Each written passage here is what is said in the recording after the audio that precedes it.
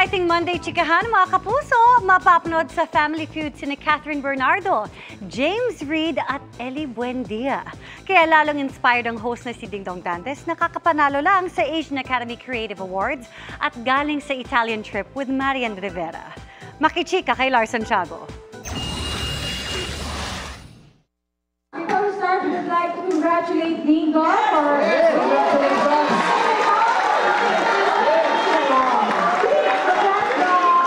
Matamis ang mga ngiting isinukli ni Dingdong Dantes sa mainit na pagbati sa kanya sa set ng Family Feud dahil sa pagkapanalo niya as national winner sa kategoryang Best Entertainment Host sa Asian Academy Creative Awards. Masaya pakiramdam, pero alam mo, mas masaya para sa akin yung nagse-celebrate kami lahat ng staff kasi kung may ganitong klaseng recognition, hindi lang naman recognition sa akin to. Recognition sa buong show to. Ganado at inspirado si Dong sa blessings na natatamasa ng Family Feud. Kaya bilang pa-thank you sa viewers, October Best ang inihanda nilang line-up of guests. Kasi minsan talagang may mga bisita tayo na bihira lang natin maimbitahan dito sa hindi na sa Family Feud kundi sa GMA katulad ni Catherine Bernardo, 'di ba? Ni Andrew E, 'di ba? Si Ellie Buendia, isipin mo si Idol Ellie Buendia, si James Reid. So marami po mga guests na bibisita sa atin this October. Kadarating lang din ni Dingdong at ng asawang si Marian Rivera mula sa Italy kung saan dumalo sila sa Milan Fashion Week. Okay naman, ako ang nagsilbing dakilang chaperone at saka tagabuhat at saka alalay ng aking misis habang nagtatrabaho siya doon. Nagkaroon ba sila ng oras para makapamasyal? Wala, konti lang, baka siguro mga half a day, pero pinakamahalaga, nagawa niya yung trabaho niya doon and we're very grateful that her hardworking team came along with us. So masaya yung mga nangyari doon. Gustuhin man ni Dong at yan, hindi rin daw sila pwedeng magtagal sa Italy. Siyempre, kailangan na tayong magtrabaho ulit dito. Family Feud, hindi pwedeng iwanan. Yung The Voice, nandyan at Amazing Earth. Plus of course, yung dalawang kids, pumapasok pa rin sila. Lars Santiago, updated sa showbiz happening. Hinabol ang ilang barko ng Pilipinas ng mga barko't bangka ng China at inikutan pa ng isang helicopter ng China. Nakatutok si Darlene Kai. Kahit nakasunod at nakamasid ang mga barko ng China Navy, maayos pa rin nakadaong sa Pag-asa Island o Miyerkules ang 4 na barko ng Bureau of Fisheries and Aquatic Resources o BFAR, ang BRP Datu Pagbuaya, BRP Datu Bangkao, BRP Datu Romapenet at BRP Datu Matanam Taradapit. Pero sa routine maritime patrol ng BFAR kinabukasan, hindi bababa sa 10 Chinese militia vessels ang namataang nakapalibot sa Pag-asa Island. Niradyohan din ng China ang BFAR vessels para itaboy sa lalapitang Sandy Cay 1. In the area under the jurisdiction of the People's Republic of China. China Coast Guard 5101. This is BRP Datu Pagbuaya. A Bureau of Fisheries and Aquatic Resources vessel of the Philippine government conducting a lawful maritime patrol. You must stay clear of our road. Over. Maya-maya pa ay nagbaba na ng 2 inflatable boat ang China na may sakay na Coast Guard personnel na humabol sa BRP Datu Romapenet. Sumunod na rin ang 2 Chinese militia vessels. Ang isa humabol sa Romapenet. Ang isa naman sa BRP Datu Pagbuaya. Pagkatapos, lumipad ang helicopter ng China Navy at inikutan ng 2 barko ng BFAR. Papunta dapat kami sa Sandy Cay 1 pero hindi pa kami nakalalapit ay kaagad kaming inikutan ng helicopter ng China authorities. Pati na yung kasama namin na ibang members of the media, pati ibang kawani ng BFAR na nakasakay sa BRP Datu Romapenet kaagad na pinalibutan ng isang Chinese militia vessel, pati na ng 2 inflatable boat galing doon sa China Coast Guard vessel na may bow number 5101. Ang Datu Romapenet, pinagitnaan na ng isang Chinese militia vessel, 2 inflatable boat at helicopter ng China Navy.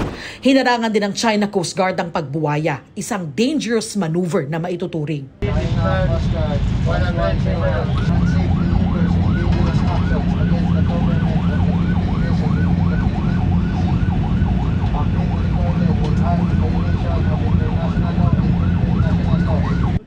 Umiwas na lang ang BFAR vessel kaya walang banggaan. This is Chinese Navy Warship 528. You are approaching our station. China Navy 528. This is BRP Dato Romapenes, a Bureau of Fisheries and Aquatic Resources vessel of the Philippine government conducting a lawful maritime patrol. You must stay clear of our route. Over. Natuloy naman ang patrol mission sa Sandy Cays 1, 2 at 3 na nilayuan din ng China vessels.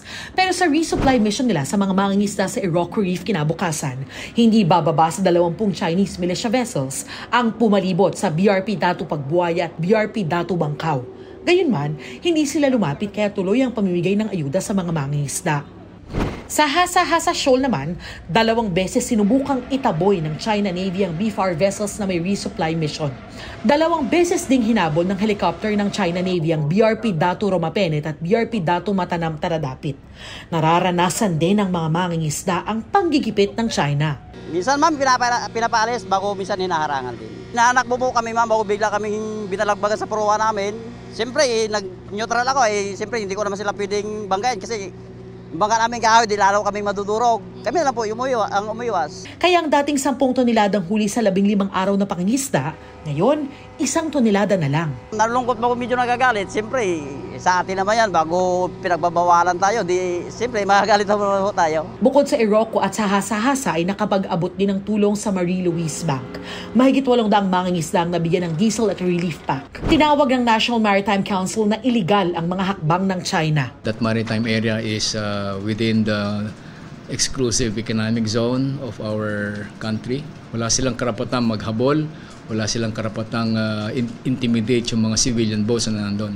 Doon sila kabilis gumalaw dahil napakalapit ng Subiri. Doon nila tinatago o sinasabi natin ginagarahe ng kanilang mga Navy ships. Mula rito sa West Philippine Sea para sa GMA Integrated News, Darlene Kai, nakatutok 24 oras.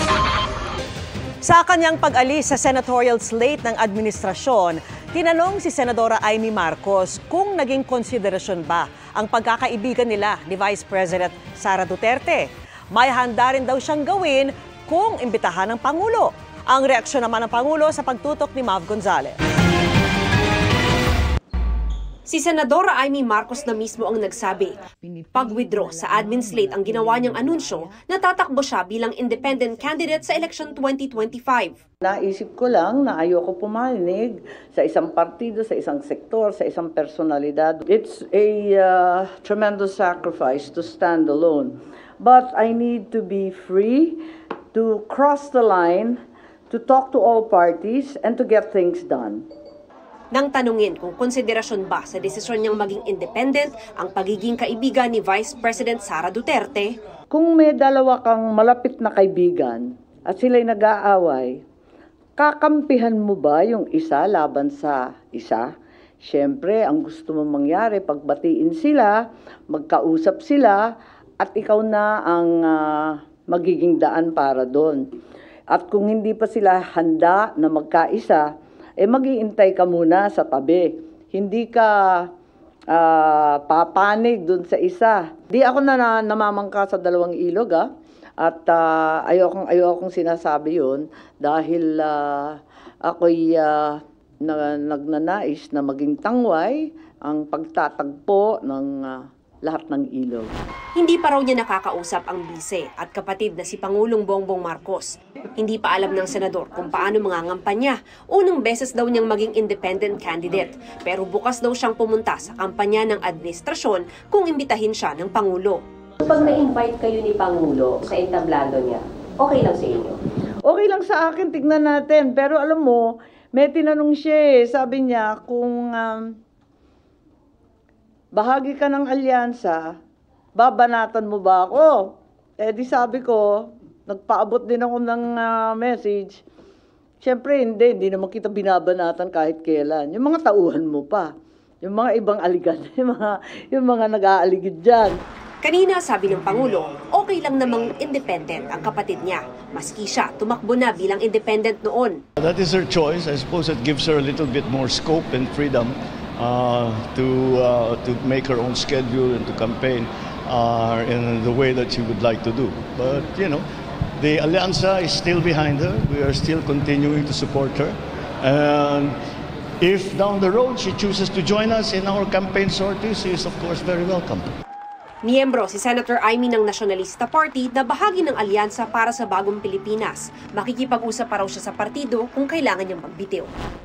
Para sa GMA Integrated News, Mav Gonzalez, nakatutok, 24 oras. Nag-anunsyo ng kanyang kandidatura sa pagkasenador ang cardiologist na si Dr. Willie Ong.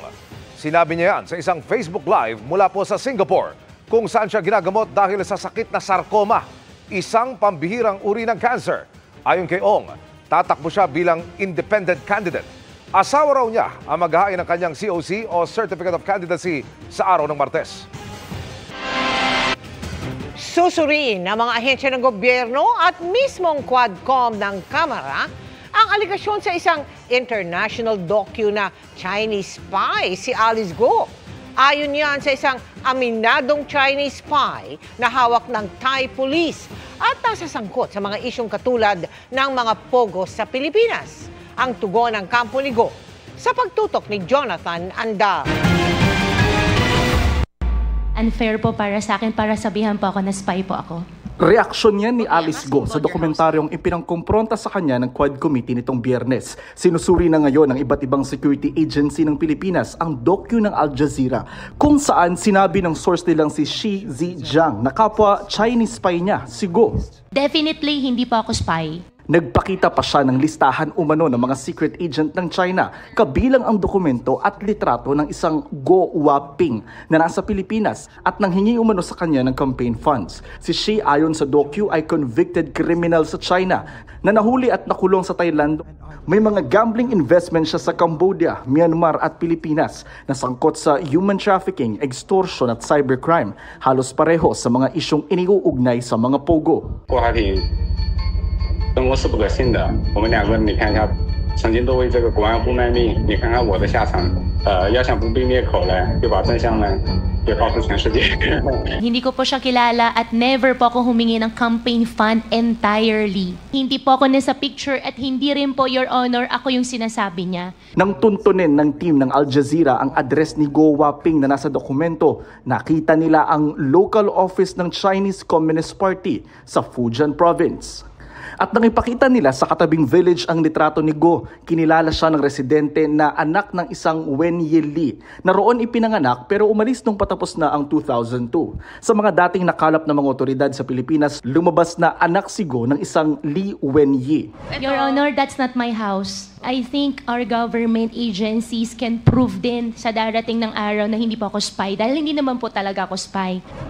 Pero sa ngayon ayon sa National Security Advisor, ang tiyak lang ay bahagi si Go ng isang international crime syndicate. Kailangan pang i-validate o tiyakin ang impormasyon mula sa source ng Al Jazeera na hindi umano credible dahil isang wanted criminal at leader ng sindikato. Baka gawa-gawa lang ito ni Xinjiang para makakuha ng simpatya sa publiko. So it also is logical for Xinjiang to connect himself to Gu Huaping para mas madaming bansa ang ma-involve dito sa kanyang ginagawa. All of this information needs to be validated. Yes. We'll be work with our foreign counterparts. Ang masasabi ko lang siguro is the plot thickens.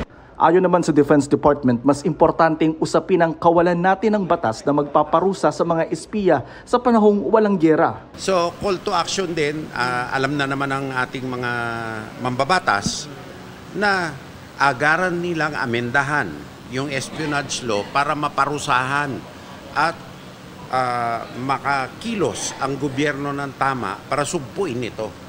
Pinag-iisipan ng Quad Committee members na pumunta ng Thailand para iberipika ang revelasyon ni Shi laban kay Go. Hindi rin naman tayo sigurado kung makakausap natin siya, no, si Xi Jinping. If the Thai government will allow us, pwede naming tingnan, no, at siguro humingi ng mga dokumento na sa kanila kung sila ay magbibigay. Sabi ni Shi sa dokumentaryo ng Al Jazeera, nagsimula siyang mang-espiya noong 2016 nang i-recruit sa Pilipinas. May cellphone video pa siya nang magpunta sa Malacanang para sa state banquet kasama si Chinese President Xi Jinping at dating Pangulong Rodrigo Duterte.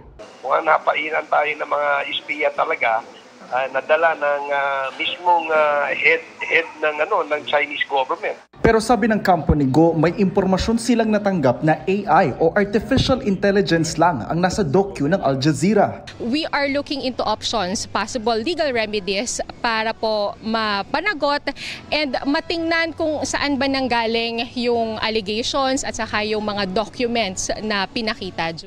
Para sa GMA Integrated News, Jonathan Andal, Nakatutok, 24 Oras.